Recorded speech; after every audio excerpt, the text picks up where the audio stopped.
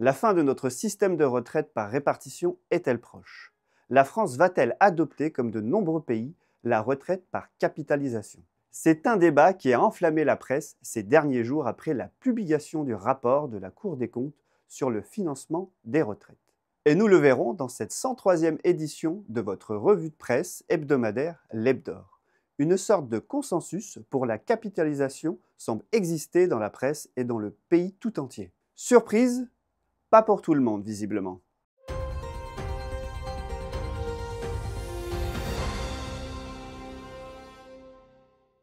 Mais avant de parler retraite par capitalisation, donc de placement et d'épargne tout au long de sa vie professionnelle, revenons sur l'or et son cours toujours élevé qui a bien agité les journalistes économiques. Restez jusqu'à la fin de cet hebdor parce que finalement, les retraites et l'or sont deux sujets assez liés. Le journaliste de Capital spécialisé dans les placements, Quentin Ballaurent, se demande jusqu'où ira le cours de l'or en 2025.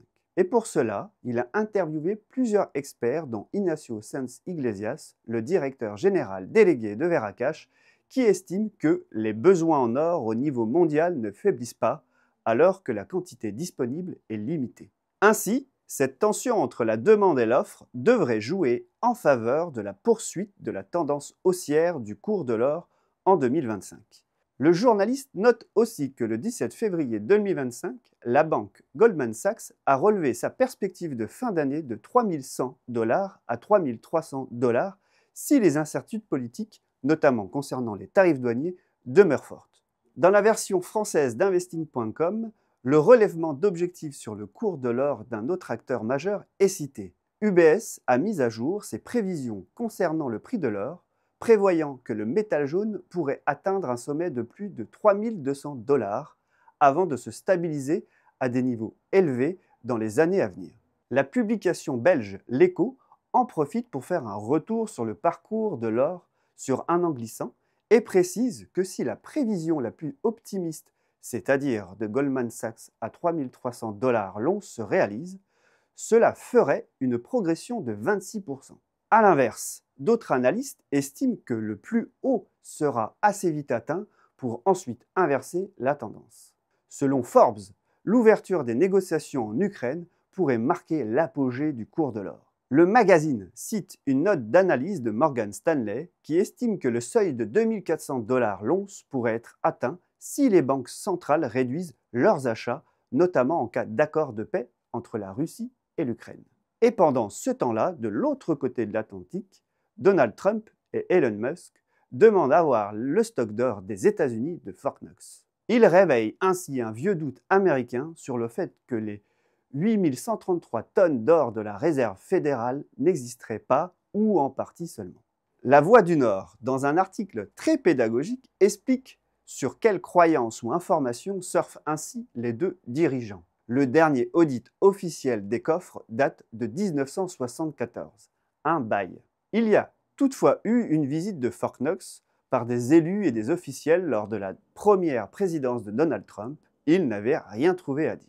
Mais entre-temps, Joe Biden a été président et cela suffit à instiller un nouveau doute sur un potentiel gaspillage de l'or des citoyens américains. Sur le sujet des mystères autour de Fort Knox, nous avions interviewé Arnaud Manas, auteur d'un livre sur l'or de la guerre froide. Il nous rappelle que Fort Knox est classé secret défense, c'est avant tout un site militaire. Pour lui, l'or est bien présent, mais sans doute dans une salle creusée plusieurs centaines de mètres sous terre. Autre vidéo à voir sur ce sujet, l'édition de 31,1 grammes de Veracash consacrée aux réserves d'or dans le monde. Il y a une description complète de Fort Knox. Puisqu'on parle de réserve et donc de protection de son patrimoine, passons maintenant au sujet qui a animé les journaux français toute la semaine. Notre système de retraite par répartition est-il à bout de souffle? N'est-il pas temps de passer à la retraite par capitalisation? Alors qu'on attendait encore le rapport de la Cour des comptes sur la situation financière et les perspectives du système de retraite, à la suite de la commande d'une mission flash par le Premier ministre François Bayrou, les journaux se sont emparés du sujet sur une thématique qualifiée habituellement de serpent de mer, la fin du système par répartition pour une bascule du financement des retraites par capitalisation. C'est dans le magazine Challenge qu'on trouve la première alerte. Le coût pour la collectivité du système de retraite pèse 14% du PIB. Il faut donc trouver des solutions pour réduire ce poids. Et la solution, toute trouvée, c'est de développer la retraite par capitalisation, c'est-à-dire par des placements volontaires des actifs pour qu'ils puissent financer leur propre retraite. C'est une méthode qui est habituelle dans de nombreux pays du monde. Notre système par répartition, qui consiste à financer des caisses de retraite par des cotisations sur le revenu, fait plutôt office d'exception dans le monde. Mais voilà, jusqu'ici, on ne pouvait pas toucher à la répartition mise en place en 1946 à la Libération. Sauf que, petit à petit, les citoyens se sont organisés pour mettre un peu de capitalisation dans leur patrimoine. Dans un article du Figaro, on apprend que 11 millions de Français ont souscrit à un PER, un plan d'épargne retraite, pour un encours de 119 milliards d'euros. Le ministre de l'économie, Éric Lombard, ancien patron de la Caisse des dépôts, passé par la direction de grands groupes d'assurance, déclare « Les Français se sont saisis largement du PER pour anticiper leur retraite.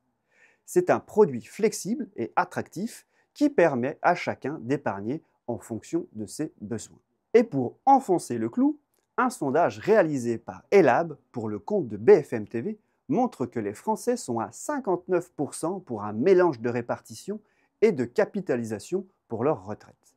Ils ne sont plus que 40% à tenir à une répartition complète. Alors si vous êtes une majorité à vouloir choisir vos placements pour votre retraite, on vous recommande les méthodes portées par les anglo-saxons qui ont une bien plus forte culture d'indépendance financière pour le long terme. C'est par exemple la méthode du portefeuille robuste présentée par Didier Darcet lors de notre rencontre annuelle. Une technique d'investissement qui a fait ses preuves sur des décennies, ce que l'on demande à un placement de long terme sur sa retraite. On y trouve 25% d'or au minimum. L'autre technique très utilisée par les spécialistes de la capitalisation, c'est le DCA, le Dollar Cost Average. On investit petit à petit, à un rythme régulier, tous les premiers du mois par exemple, sans tenir compte des pics et des chutes de cours. Cela permet de lisser la performance. Sur la plateforme au coffre, il s'agit du LSP, le service premium. Un abonnement pour investir chaque mois un peu d'or, comme cela est expliqué dans cette note sur notre site aucoffre.com. Cet hebdo est maintenant terminé. N'hésitez pas à le commenter, à nous dire si vous avez déjà organisé votre retraite par capitalisation et comment vous vous y prenez. Abonnez-vous à notre chaîne pour ne rien manquer de nos diffusions. On se retrouve à la même heure, le même jour, la semaine prochaine pour un nouvel hebdo.